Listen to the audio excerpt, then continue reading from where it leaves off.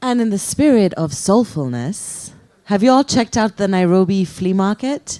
There is the most incredible makers who are, there's like jewelry and art and prints, and actually Bookbank have really, really cool merch. So please do check it out. Support local artists, add some soul back into your life. How are you all doing? What's going on? How are you all doing? Okay, thank you. Thank you. My name is Alea. I am the festival host for the weekend. It's also okay to be quiet. There's space for everything. Whatever you're feeling is fine. It's been a really, really wonderful day. The sun came out. Isn't that lovely? I have a little AI story for you, actually, which I'm actually very proud of this segue, so hear me out, okay? So I write. It's one of the things that I do, aside from looking glamorous. I'm hoping that that you're laughing with me as opposed to at me. And one of the things, in fact, I can see someone in the audience who is involved in this project. So one of the things that I was thinking and looking to write about was stolen artifacts, stolen icons, stolen memories.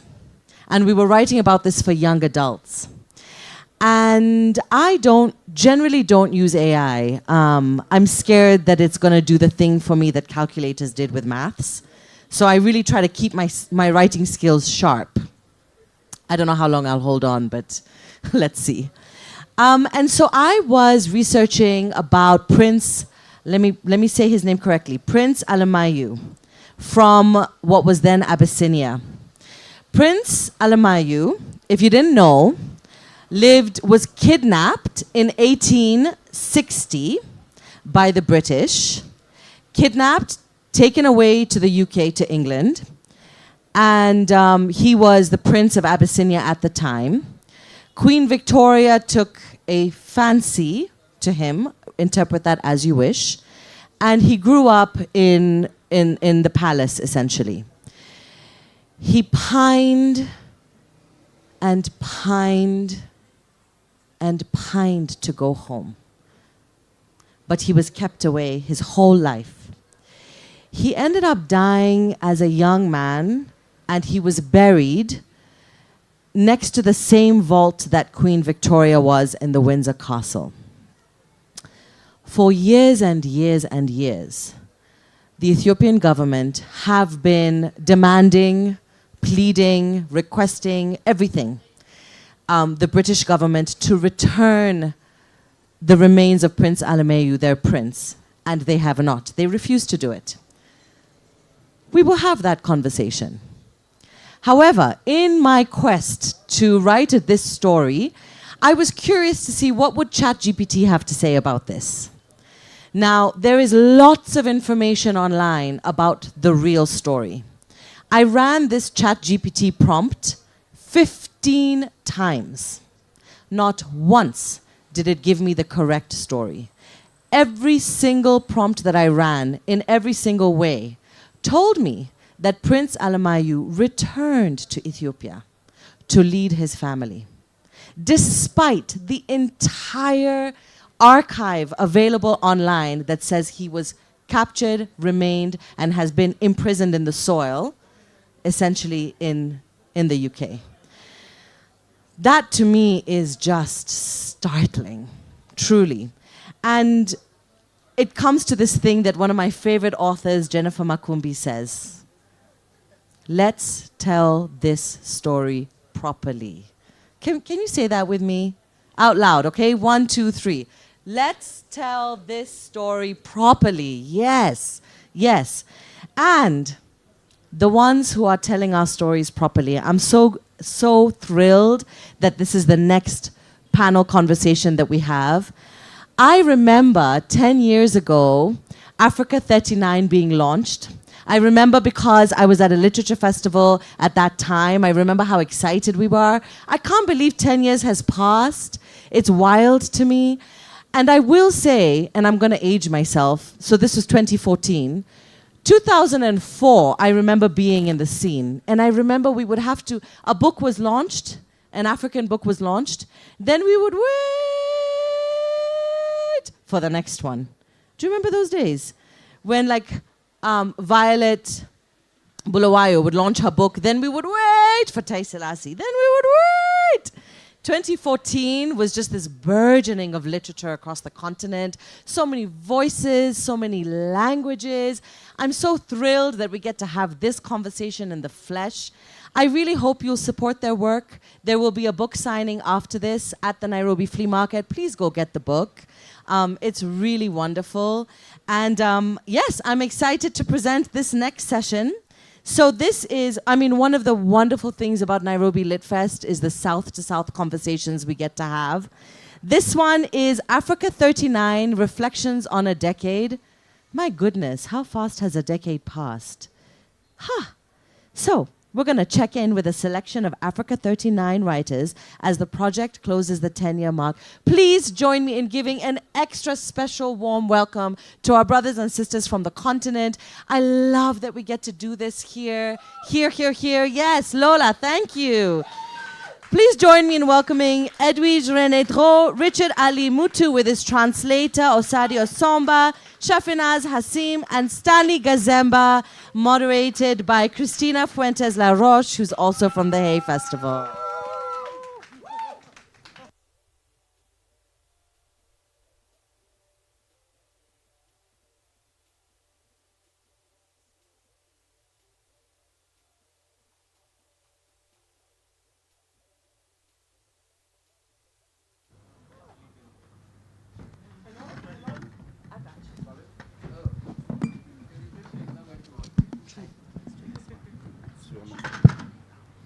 Hello, good afternoon. My name is Cristina Fuentes. I'm International Director at the Hay Festival, and I'm very happy to be here in Nairobi with all of you.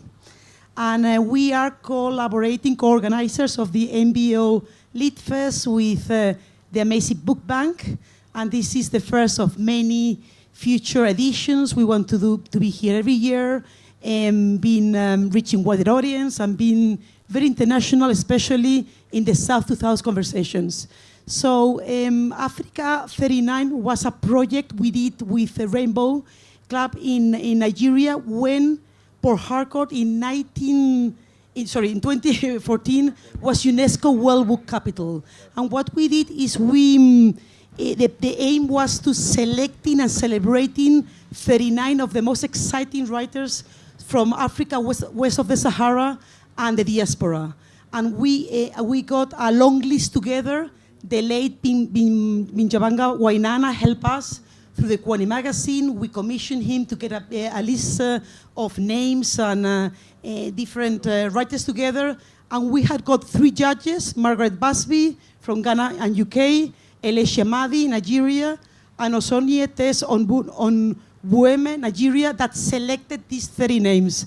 They were celebrated in this anthology, Africa39, New Writing from Africa, South of the Sahara, and they were celebrated in Port Harcourt and in many other places, in other festivals across the world. So here we have with us, on my right, straight right, is Edwige-Renee Dro. She's a writer, literary translator, and literary activist from the Ivory Coast. Richard Shafinaaz Hassim. She's a multi-award winning author and sociologist from South Africa. She has got more than 15 books, among them The Economics of Love and Darlings of Duran. Then straight after we have got Stanley Gazemba from Kenya. He has written books. His breakthrough novel, The Stone Seals of Maragoli, won the Jomo Kenyatta Prize from Kenyan Literature in 2003. And his latest novel is Footprints in the Sands. And straight after is Richard Ali Mutu. He's from the Democratic Republic of Congo. He won the Mark Twain Award in 2009. And he has written books in Lingala and then translated into French Mr. Fix-It, Troublesome King Sasha. So I would like to start remembering that that moment you got selected, as well the moment the anthology came out, and I wonder what authors did you discover from this in the anthology, or what really neat? What did you discover there? If you want to start, at which? I think the word discover is very problematic. And I never like to use that word. It was good to get to read your work. I think everybody in the anthology, to get to read their works. The work of African literature doesn't circulate much. Yes, so it was good to know other writers from other parts of Africa. Shafinaaz? I definitely think that it was a great opportunity to get a taste of what the continent has on offer. I just can't believe that 10 years have gone since we had the collection put together.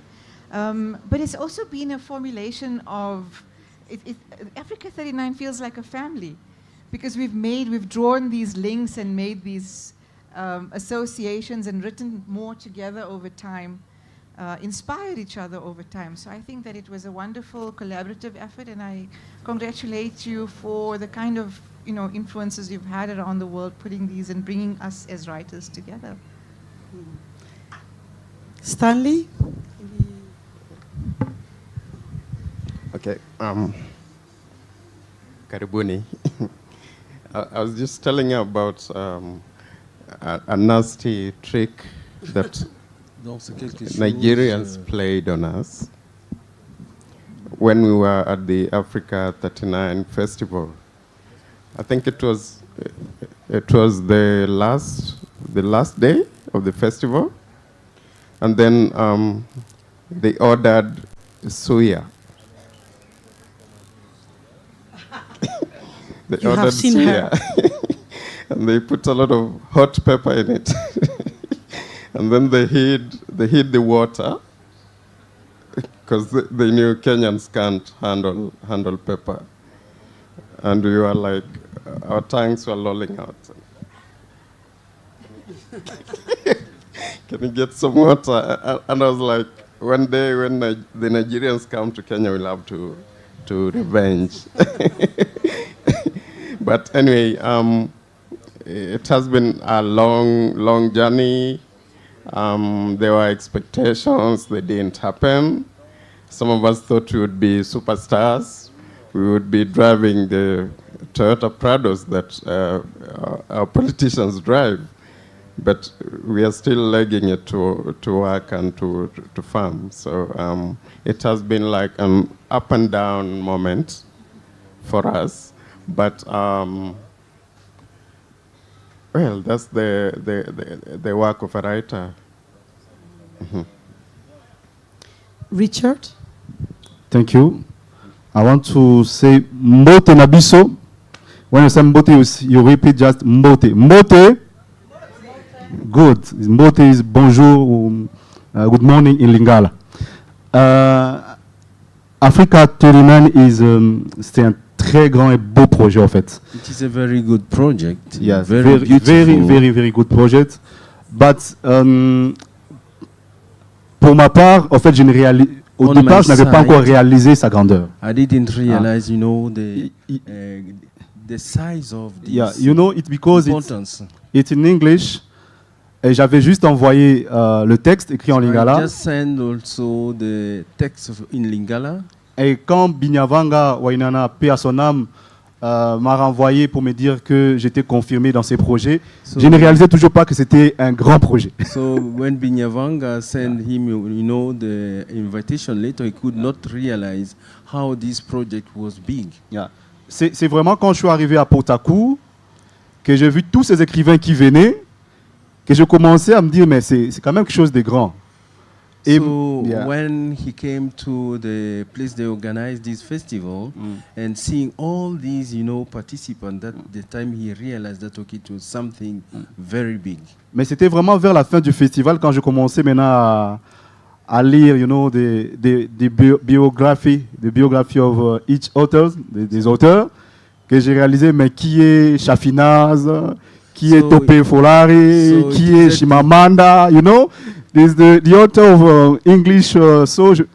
This is the famous author, and I say, Idrissa Ali, who is parmi ces grands auteurs, en fait, right? So it is at the end of the festival, when now he understood, he knew the participants, who they were, their identities, how they were famous, what they have written, that now he realized, okay, they are people very important. Et donc, c'est resté quelque chose de très grand parce que ça nous a vraiment tous mis en lumière. So it remains something very, very big. So it gave us really the information, also the explanation about these big people. Voilà. Et donc, voilà, je garde de très bons souvenirs parce qu'après, le livre a été publié à Los Angeles, donc c'est un très grand projet, franchement. So I keep very good remembrance, especially when the book was published in Los Angeles. So it was something grandiose. Thank you. Thank you. The book was published as well in England and in the States. And here Lola Shoyenin, who is here, was part of this list. Lola, what are you there?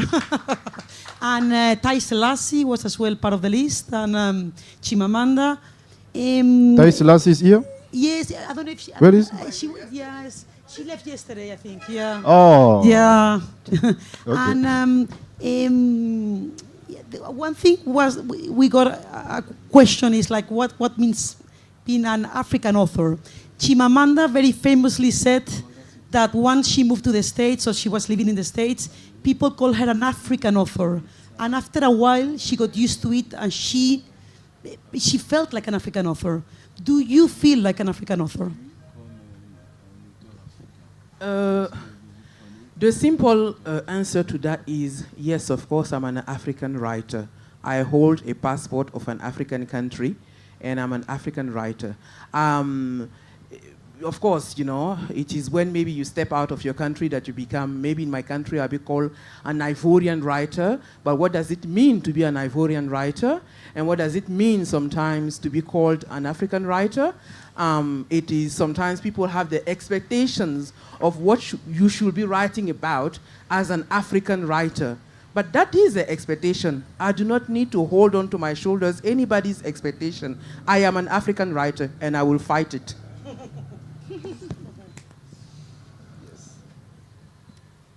If I had to consider the sense of what it means to be a South African writer and an African writer, it feels like we're still cutting our teeth as South African writers in order to situate ourselves as African writers. And of course, I'm an African writer. It's the continent I was born on. It's the continent of my dreams. It's the continent of my writing. But it adds a responsibility to understand what it means to be, part of an immigrant family growing up on the continent, and not only situating myself as a writer, but as a human being, understanding the dynamics and what it means to be writing from this perspective as well. So, absolutely, yes. Stanley? I think the question of an African writer is controversial. There's a professor of literature in Sweden who was teaching this book, and his students were telling him that they feel like they're being constantly shortchanged by publishers because they're like pushing a certain narrative at them that, in order for you to make it as an African author out there, you have to write in a certain way. And to an extent, they felt like they're being shortchanged. So a simple answer to that would be like, if you have to be an African author or call yourself an African author, I think it's extremely important that you live on the continent.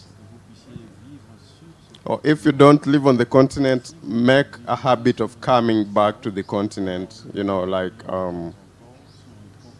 during your holidays, so that you keep in touch with the reality of what is going on the continent. Otherwise, I think what is being peddled out there is the African writer in the diaspora. I know it's controversial, but it is the truth.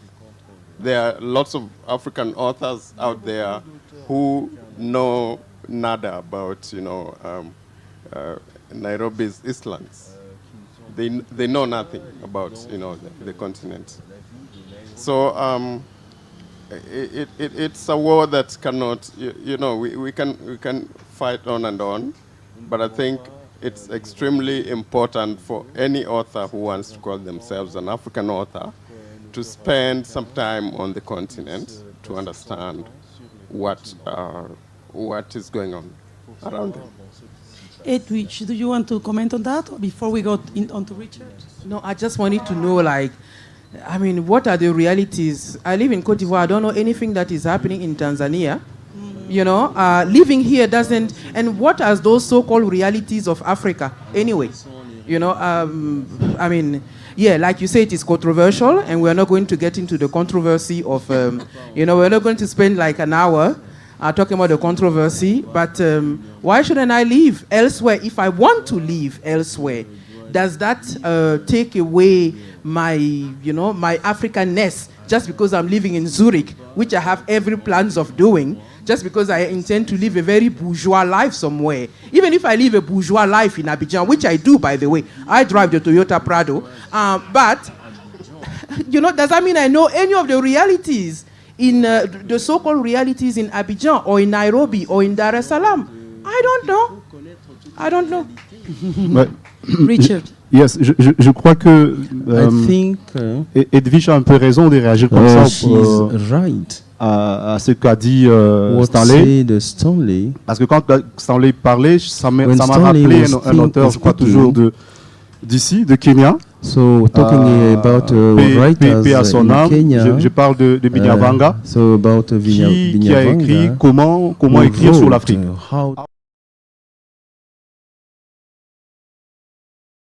Très salué. Which was well accepted. Yeah, ça nous remet un peu à repenser qu'est-ce qu'un écrivain africain. Think what is an African. D'où est-ce que, comme voulait le dire Stanley, est celui qui écrit sur la savane, sur la guerre, sur la misère. About misery. C'est un peu ça, je crois que. It is like this. Et donc, je voudrais bien peut-être répondre, comme l'a dit Edwige, de manière directe. So directly, je suis africain. I am an African. Je n'ai pas choisi de naître dans ce continent. Je suis né au Congo. I was born in Congo. Je suis congolais. I am a Congolese. J'écris. Et c'est très simple que je dise que je suis écrivain congolais, donc écrivain africain. Après, le contenu suivra. Donc voilà. Now the content will follow. D'accord. Wole Soyinka did an introduction of Africa39, and he said, he wrote this sentence: there is only one universal literary ideology that answers human cruelty, the excess of power, bigotries, social inequalities, and alienation, literature. What do you think the role of a writer is? Do a writer has a role? What is the role of the writer? Shafinaaz, you start, Shafinaaz, exactly. I will, specifically, yeah. And I know exactly why I've been put on the spot here, so I'll definitely attend to that. But I quickly want to just, as we've come from, you know, the concept of identity of being an African writer, I want to say it's very obvious that what does it mean to be an African writer? It's not a monolithic thing. It certainly cannot be, even within specific countries and spaces. But taking from that the responsibility of the writer, and over the years, I personally have written various political issues. The novel is such a great way to engage the politics of our time. contemporary, whether contemporary or as a social document, as a historical document. And I think that it's not just the responsibility, it's an opportunity. But my most recent novel came under huge flack just when it was launched, and has now been constituted. I've written gender-based violence, I've written human trafficking, but the new one is being constituted as under this label of chick lit. And it came under flack for being not irrelevant, but inadequate, or I don't know if that's the right word, for not commenting. It's written about a city on the East Coast called Durban, and for not commenting on the infrastructure that has fallen apart due to mismanagement of the city, corruption, among the state facilitators, the municipality. So when that comes up, you ask yourself, is the personal not political? Our intimate narratives, are women still faced with this question of, do I have to give relevance to what I'm writing as a female voice, and the voice of women being depicted? So the responsibility and opportunity and potential is there, yes, but it's 2024. I don't want to be told what to write, and my readership, the readership, does not want to be told what to read. They want to decide for themselves. So that's a broader discussion, but there's definitely the opportunity and the potential. As for responsibility, it's a very broad-based and a very subjective. No, but when you published the book, there was one voice very against, attacking that type of literature as considering it a female literature about the mundane. But then you got a lot of support from many others that, the personal is political, the how to tell the story. But do you think there is an added element being a woman and as well living in a conflicted country to have to always write about the realities of this? Is that double way, do you feel? I see it as less of a challenge and more of an opportunity, as I said, because the voice, varied gendered voice needs to be amplified. The voice of the youth needs to be amplified, and we are dealing with a generation that won't be told what to write and what to say and what to read. And I think that presents this fantastic opportunity of presenting, of creating knowledge, of creating content and allowing it to find its audience. And that audience doesn't always have to engage it in a positive way, because that opens the opportunity for conjecture. Yes, this book was sort of trashed when it was first launched. I've never had the experience with any of my previous titles, but it was the best thing that could have happened to it, because the engagement was phenomenal. There was so much of anger in the responses, women writing back, women and men, male and female writers writing back and saying, this is not what we constitute literature to be. There isn't supposed to be a gatekeeping or a voice of authority that is used to saying this is what you should read and this is what you shouldn't read. We're beyond that.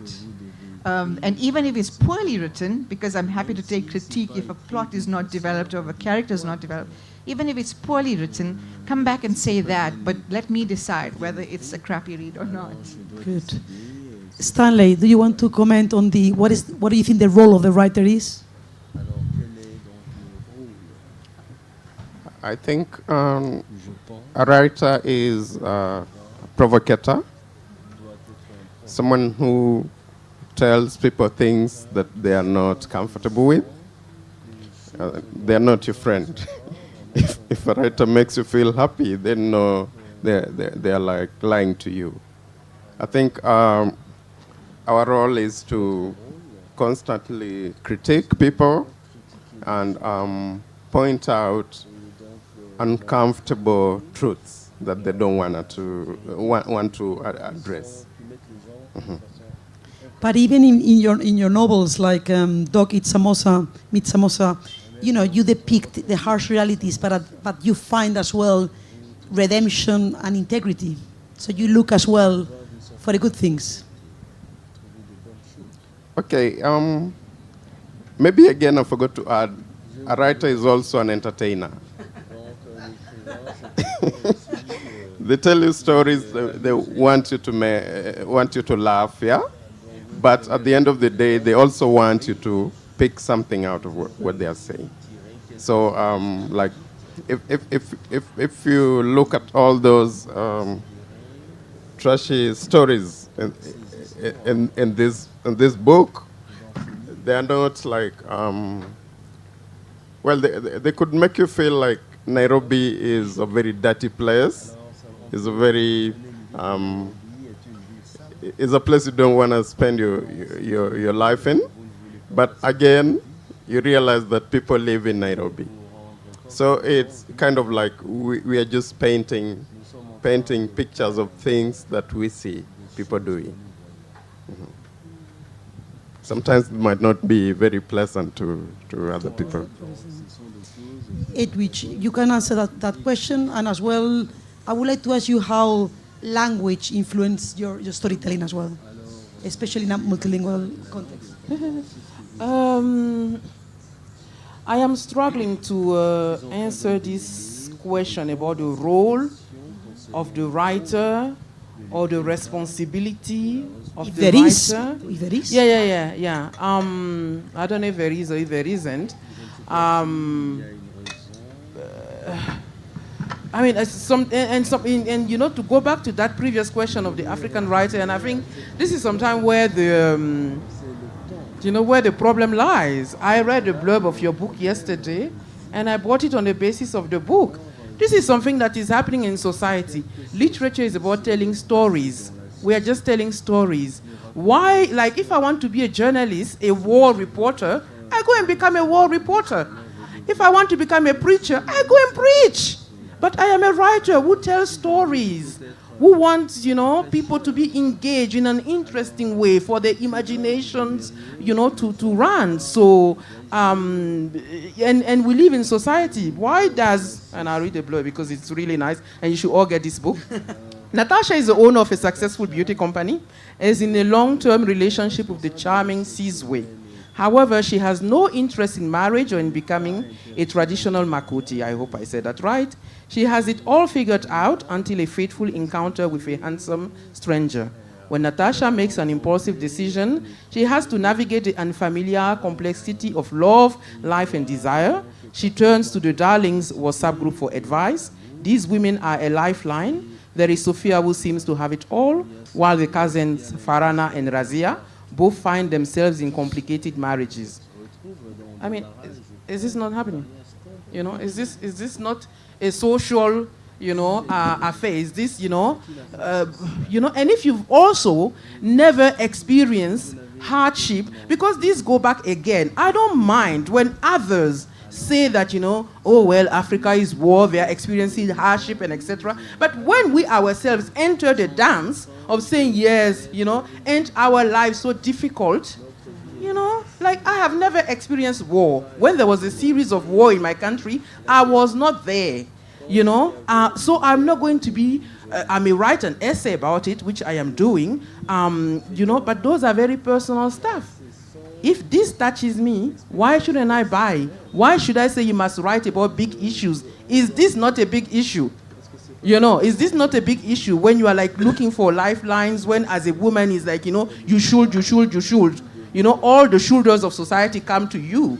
Is this not, this is an issue. So I will buy this book. And, and it goes back to the issue of language also. I want language that is accessible. I say, if I want to go and get a PhD in English, I will go and get it. But I want to read, and I want to understand what I am reading. I don't want to have a dictionary by my side to be, understanding this. I do not need this. Literature is not a way for me to prove that I'm intelligent. I am. Believe me, I am. Well said. And in your feminism, is there not an activist in your feminism in your life, but doesn't it transcend the literature, the literature you write? The literature I write. The literature I write. Well, obviously, your politics comes into the writing that you do, or sometimes the translations that I do and that sort of thing. But as I say, if I want to write feminist theory, I'll go and write a feminist theory. So it translates because this is who I am as a person. But you know about this. I do run a library. What I'm interested about is getting, what women have written about. on every topics. You get sometimes people coming to the library saying, oh yeah, but women only write about love. I mean, as if you're not crying around, wanting to be love and everything else. And, why is love just an only topic, even if that's what women supposedly write about? So, the feminist activism comes from that, of getting all of these stories written by women, African and black women, to see what they, because that's a big part of the stories, that is missing. I always say people are always talking about the fathers of African literature, but nobody is talking about the mothers of African literature. And if I am sitting on this stage today, yes, of course, Africa39 has a lot to do with it, but the person who actually gave me a platform was Ake Festival with Lola, and I had just written, a short story, and I don't even know what else. She could have said, you haven't written about like some heavy topics, so you cannot come, but yeah, so she opened that platform for me. So this is, activism, in action. Very good. Richard, do you want to say something about what do you think of whether writer has got a role? And I would like as well you to comment on language, writing in Lingala, translated. Do you write in French or only Lingala? Okay, I write in both of them, in Lingala and in French. And how do you choose when, what, and?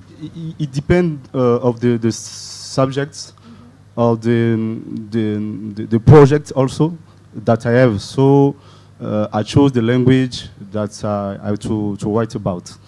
I want to return for the first question that my friends give the response. No, if my English is not good, so I stop, and I have the translator. The role or the social role of the writer, is this the question? For me, I think that the writer have like a role to write. So we have to write. And when you are writing, you can write about different subjects. I can live in Nairobi, my friend that I like more, Stanley, live here. I see also James Murwa. James lives here. They know the situation or the reality of Nairobi. And Stanley can say that Nairobi, we are suffering. When I come in Nairobi, I say, wow, what beautiful city. I compare with Kinshasa, I say, my God, this is beautiful. Yeah, tu vois, the bâtiment, c'est bien construit. Okay? If I rest in the hotel and they tell me that I have a residency in the Ibis Hotel for 5 days, and I have to write about Nairobi, I think that I will write something of good for Nairobi, and I can say that I met a girl in the hotel, it's so beautiful, there's a good form like the guitar, and so on and so on. And, so I wrote. And if I have another reality that I come and I saw the people who have a manifestation against the government, can say, there's the reality I can write about. So I think that we cannot say to writer who have a passion to write, first the passion to write. This morning I tell to the BBC radio that my passion began because just I was impressioned by the act of calligraphy, to take a pen. For me, it's a magic. Someone take a pen with the white paper and begin to make the word, and it take a sense. Just it's magic. So a writer can be passionate by these acts to write, and after he can choose the subject, he say, okay, I will write about marriage. I will write about party, and so on and so on. After, for the African writer, now it begins interesting because we are also the voice of people. So this is not the thing. When you live in country, and you live with the people who are suffering, you cannot write about other thing because tu trahis la conscience. Yeah? Your conscience is like a writer. Yeah, yes. So there is one famous writer, African, I think is Mongo Betty, who say that writer African must be engaged, must be white engaged. Yes, it is in this context. But so to resume, yes, I think that my response is that if writer African want to write about party, about marriage, about I don't know l'hiver or the flower, it's not a problem. You can't tell him that you are not white African writer. No, it's normal. And after that, when he take his consciences to write about political, yes, it take a conscience. Like my last book, no, it's Et les portes sont des bouches. It's a political fiction, really political fiction, because I know that we have some situation in our country, political, and I need to write about it. You say about the first book was written in Lingala. It's just a social for marriage. No, it begins with the dots. Give us one sack of rice, and so on and so on. Donc, so it's normal, and the people like it, and I think that this is what I can say about that. Et après, for my passion d'écrire, for the language that I use, like I say, that it depends on. We are studying in Congo in French, with an official language. So it's normal for an intellectual, for a person who begin to study in maternal in English, no? Non, on parle de quelle maternelle? L'école maternelle. Preschool. We begin in preschool in French, secondary until high school, university in French. It's normal that he has to write a book in this language, official language. But now the act to write in Lingala was a national language, a maternal language, a local language, and not an official language. It's a conscientious act. You know, that I say, okay, I can write. Now, Kinshasa, we have 15 million of 15 million of people just in Kinshasa. I think that it's the population of more country in Europe, you know.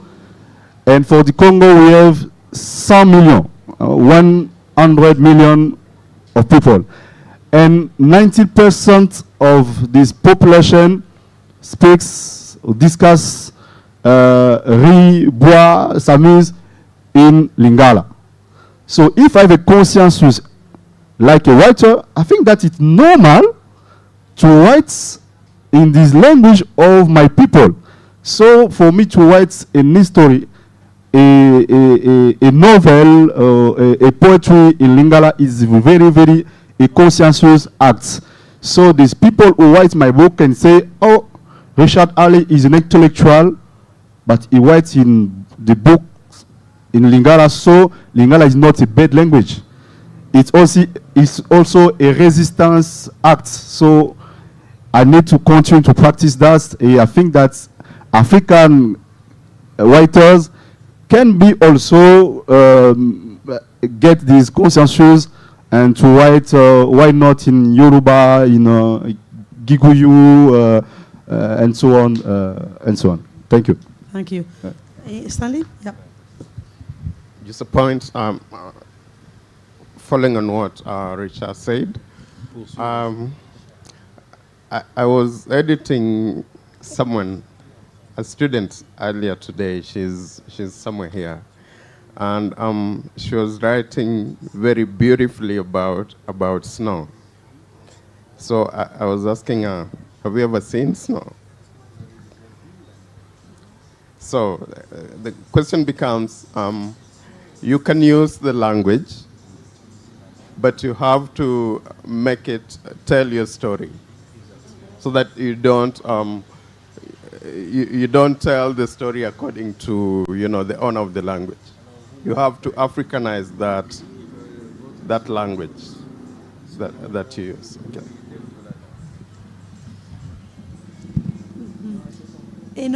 Yes, if you have any reply to that, or yeah.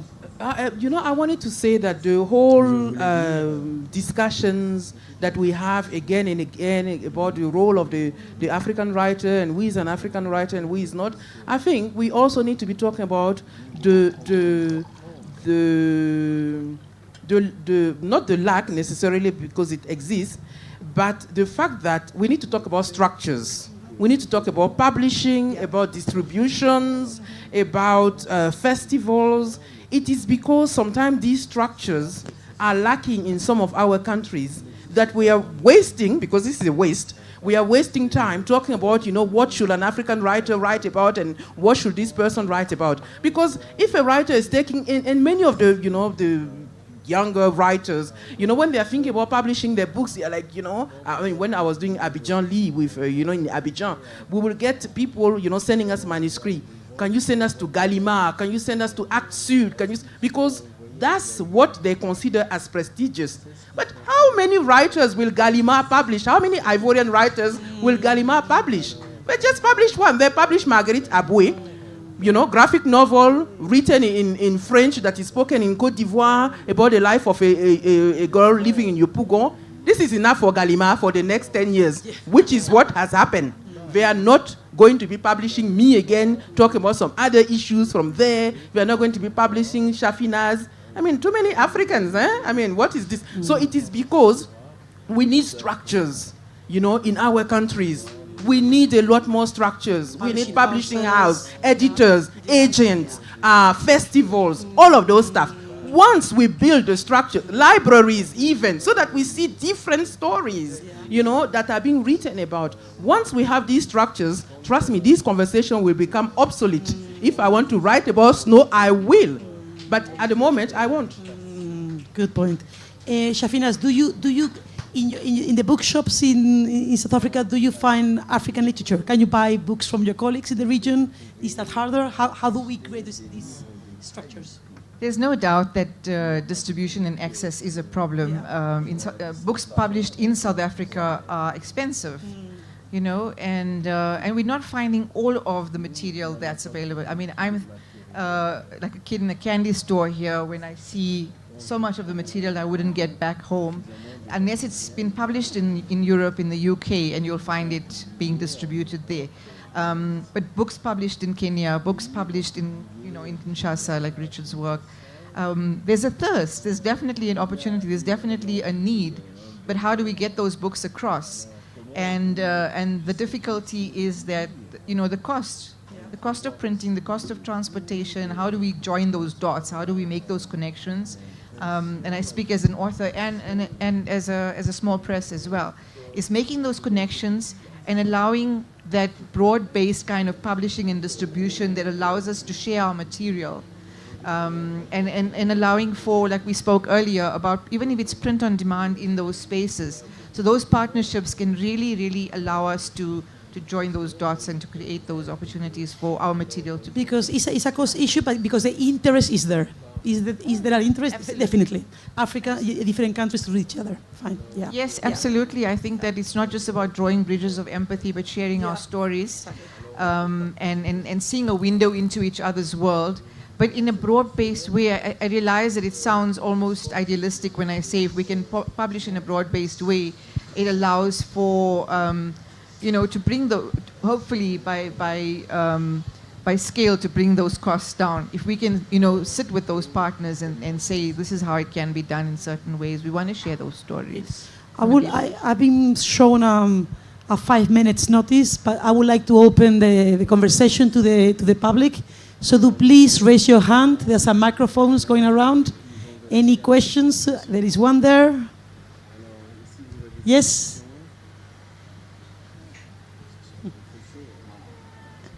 Can you please, yeah.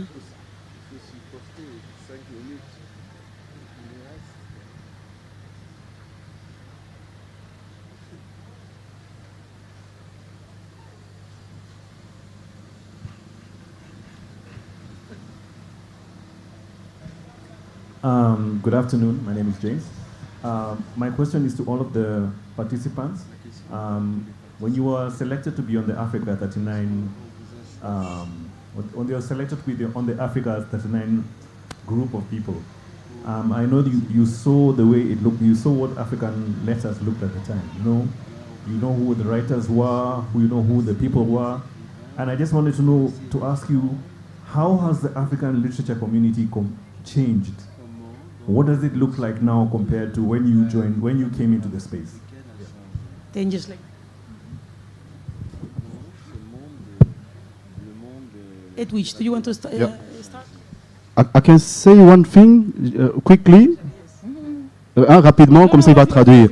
Oui, la question est très pertinente.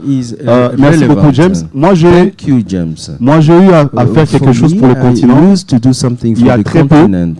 Et je pense que, à l'occasion de ces grands prestigieux festivals, je voudrais bien en parler. L'Afrique, la littérature africaine a toujours existé. Africa literature has always been there. Okay.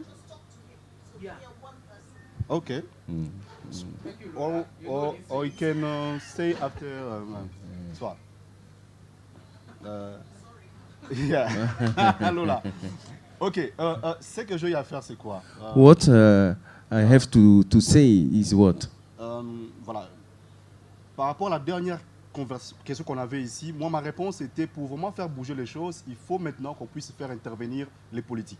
So to make things moving, you have also to engage the politician. Et c'est très important pour l'Afrique. And it is very important for Africa. Vous vous rendez compte que ça va faire pratiquement plus de 60 ans. Aujourd'hui, la RDC fête, c'est la date de l'indépendance de la RDC, mon pays. Donc, so today is the 60th independence of our country, DRC Congo. Et la plupart d'États africains ont plus de 60 ans d'indépendance. And most of the African countries, they have gone through more than 60 years of independence. Alors moi, après Africa 39, so for me, after Africa 39, j'ai eu l'occasion de proposer un projet événement qui a été exécuté. So I had also to propose an event which was also accepted. Vous allez vous rendre compte que depuis tous ces temps, Cristina, on n'a jamais eu, au niveau du continent, Edwige, un grand prix qui récompense les auteurs africains et de la diaspora et qui soit basé en Afrique. So since that time, we have never had an event organized in Africa, now recognizing an African author or from the diaspora. Il y en a dans différentes régions. Pour le Commonwealth, il y en a. Pour le francophone, il y en a. Pour le lusophone, il y en a. Mais un seul prix qui récompense, qui reconnaît en tout cas les auteurs, les meilleurs auteurs africains et qui soit organisé par les Africains eux-mêmes, il n'y en a pas. So, about now a prize, an award now for an African author, writer, for all the African, we have never had even one. Alors il y a 2 ans, pour chuter rapidement, il y a 2 ans, James, moi je proposais ce prix-là, ça s'appelle le Grand Prix panafricain de littérature. So I proposed this award, that award in Africa. Exécuté. On a eu les ouvrages de tous les auteurs africains. And we had now the work of all African authors. Ça a été soutenu par le gouvernement congolais. On a remis au lauréat $30,000 américains. So it was supported the Congolese government. So they gave more than. Et malheureusement, ces projets-là s'est arrêté à la première édition. And unfortunately, this project stopped at the first edition. Si on arrive à avoir un peu de volonté politique, if we can have also the political will, bouger, en fait. Things will move very, very quickly. Parce que dans nos pays africains, because in our African countries, I can be very clear. Because our leaders now they are stealing millions, and they do different things, but they don't invest in literature. Il faut vraiment que le politique s'associe pour qu'ils comprennent que on en a besoin, la population. So in this kind of event, now the politicians they have also to be also engaged. Difficult thing you're asking, Richard. What has changed in 10 years? So what has changed in 10 years? What has changed is that I've been aware of what is happening on the continent. You know, I started writing in 2012, and in 2014, I got this prize. I was getting many of my books from France, from the UK.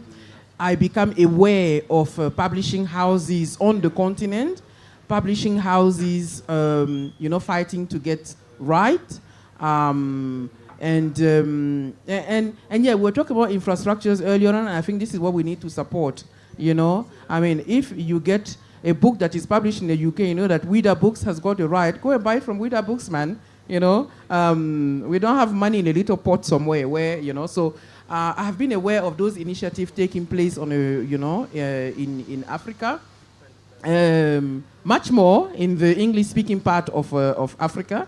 Unfortunately, with the French contingent of us, we are still looking to Paris to be our blessers. Is that what you say here, or is it in South Africa?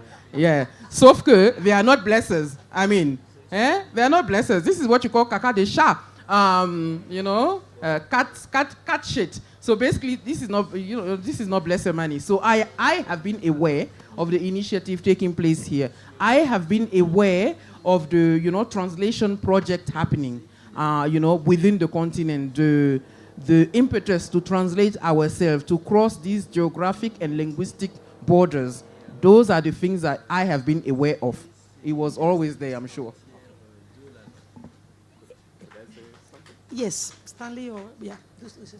I tend to feel like the project was exciting, but it also failed. Because I remember when we were in Port Harcourt, I was talking to one of the editors. Is this lady? Ella, yeah? I was telling her. I was telling her we were on a bus going to somewhere, I think on a trip. And then I was telling her, you have all these brilliant writers in the house, yeah? So why don't you go ahead and give us a successor to the African Writers series?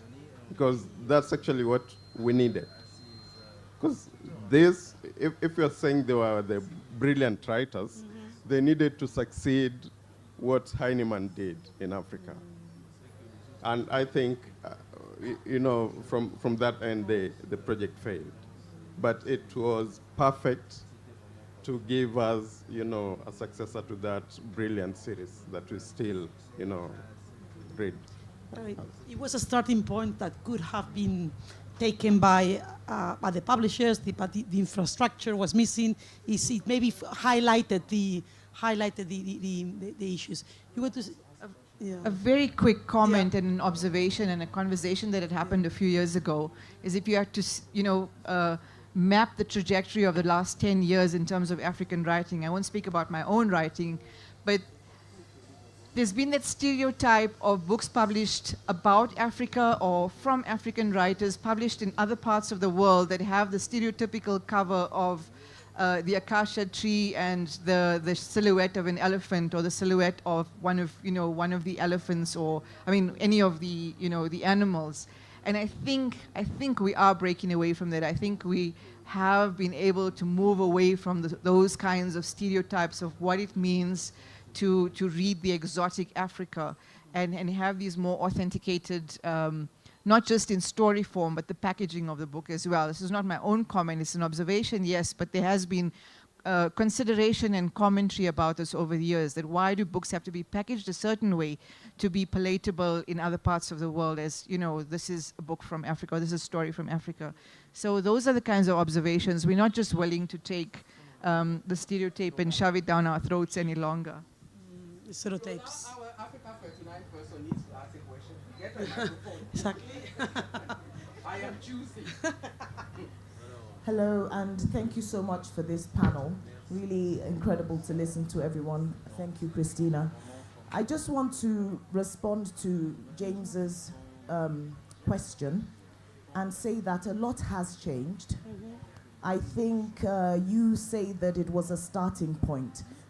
Well, let's say that there was stuff happening even before that, but I think the Africa39 project gave a lot of writers the confidence that was needed for them to go on and write books. I'm just one of many authors who actually did go on to write something else. And I think there are many of us who had that same experience. So it definitely, it might have been inadequate in some areas, but I think it also did a lot of good. And to what Stanley was saying, I'm not waiting for Heinemann to do anything. None of us should be waiting for anybody to do anything. You're a writer, you probably know some printers. We must get together and do the things that we want to do, we want to achieve on this continent by ourselves. Thank you. So I think it's a good moment to finish. So in 10 years, many has happened, and many more is going to happen. There is a good energy in here in the whole continent. So let's get together and change the world. Thank you very much. A big applause to the panel. They're going to be signing books in the bookshop. Thank you. Thank you, Cristina. Picture? Picture? Oh, wow.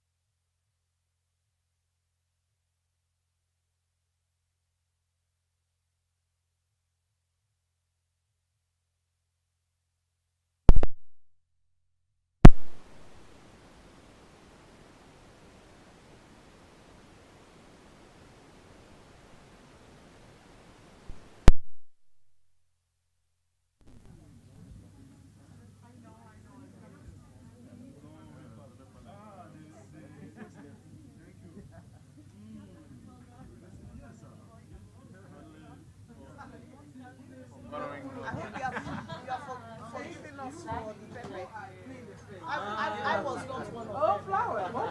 You don't give me I didn't do anything. Thank you, Lola. I'm a bit jealous. Yeah. Thank you. Woo, okay, I can feel the energy is getting high. Can you all hear me? Yes, yes, yes. So, actually, I would love in this moment, hang on, let me just give it a moment. Are you all having a good time? Yes?